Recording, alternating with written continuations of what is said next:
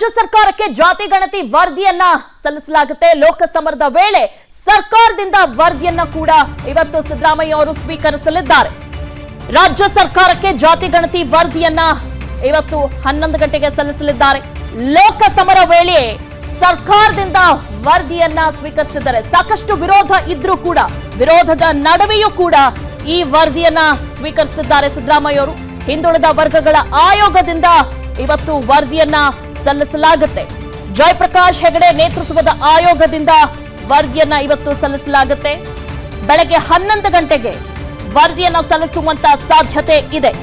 ಜಾತಿ ಗಣತಿ ವರದಿಗೆ ಪ್ರಬಲ ಸಮುದಾಯಗಳ ವಿರೋಧ ಕೂಡ ಇದೆ. ವರದಿಯನ್ನ ವಿರೋಧಿಸಿದ ಕಾಂಗ್ರೆಸ್ನ ಹಲವು ನಾಯಕರು ಇವತ್ತು ವರದಿಯನ್ನ ಸ್ವೀಕರಿಸುತ್ತಿದ್ದಾರೆ ಸಿದ್ದರಾಮಯ್ಯನವರು. ಮುಂದೆ ಏನಾಗಬಹುದು? ಈ ಮಧ್ಯೆ ಇದೀಗ ಇಂದು ರಾಜ್ಯ ಸರ್ಕಾರಕ್ಕೆ ವರದಿಯನ್ನ ಸಲ್ಲಿಸುತ್ತಿದ್ದಾರೆ. ಇದು ಲೋಕಸಭಾ ಚುನಾವಣೆಗೆ ಕಾಂಗ್ರೆಸ್ ಪಕ್ಷಕ್ಕೆ ಹೊಡೆತ ಬೀಳಲಿದೆಯಾ?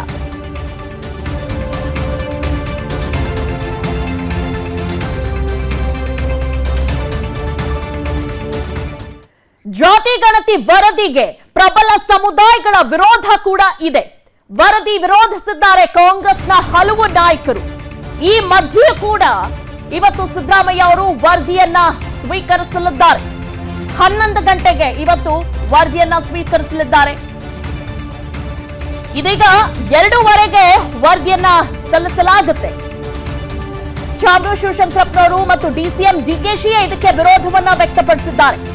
ಆದ್ರೆ ಹಿಂದುಳಿದ ಸಮುದಾಯಗಳಿಂದ ವರದಿ ಸ್ವೀಕಾರಕ್ಕೆ ಪಟ್ಟು ಹಿಡಿದಿದ್ದಾರೆ. ಅಹಿಂದ ಸಮುದಾಯದ ಒತ್ತಡಕ್ಕೆ ಸಿದ್ದರಾಮಯ್ಯ ಅವರು ಮಣಿದ್ರ ಹಾಗಿದ್ರೆ ವಿರೋಧದ ನಡುವೆಯೂ ಕೂಡ ವರದಿ ಸ್ವೀಕರಿಸಲು ಸಿಎಂ ಎಲ್ಲಾ ರೀತಿಯಾಗಿ ಸಿದ್ಧತೆಯನ್ನ ಮಾಡಿಕೊಂಡಿದ್ದಾರೆ. ಜಾತಿ ಗಣತಿ ವರದಿಗೆ ಪ್ರಬಲ ಸಮುದಾಯಗಳ ವಿರೋಧ ಇದೆ. ಈ ವರದಿಯನ್ನ ಸ್ವೀಕರಿಸಬೇಡಿ ಅಂತ ಈಗಾಗಲೇ ಹಲವು ಬಾರಿ ಒತ್ತಡ ಹಾಕಿದ್ದಾರೆ.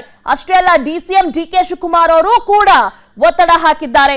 ಲೋಕಸಭಾ ಚುನಾವಣೆ ಸಮೀಪಿಸ್ತಾ ಇದೆ. ಈ ಸಂದರ್ಭದಲ್ಲಿ ನೀವು ವರದಿಯನ್ನ ಸ್ವೀಕರಿಸಿದ್ರೆ ನಮ್ಮ ಕಾಂಗ್ರೆಸ್ ಪಕ್ಷದ ಮೇಲೆ ಪರಿಣಾಮ ಬೀರಲಿದೆ. ಯಾವುದೋ ಒಂದು ಸಮುದಾಯವನ್ನ ಮೆಚ್ಚಿಸೋಕೆ ಹೋದ್ರೆ ಖಂಡಿತ ಅದು ನಮಗೆ ಮೈನಸ್ ಪಾಯಿಂಟ್ ಆಗುತ್ತೆ ಅಂತ ಈ ಹಿಂದೆ ಕೂಡ ಡಿಕೆ ಶಿವಕುಮಾರ್ ಅವರು ಹೇಳ್ತಾ ಬರ್ತಿದ್ದಾರೆ.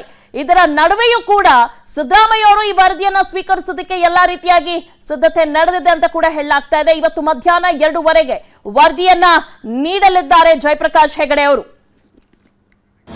ಅನುಕ್ಷಣದ ಸುದ್ದಿಗಳಿಗಾಗಿ ವಿಸ್ತಾರ ನ್ಯೂಸ್ ಯೂಟ್ಯೂಬ್ ಚಾನೆಲ್ ಸಬ್ಸ್ಕ್ರೈಬ್ ಮಾಡಿ.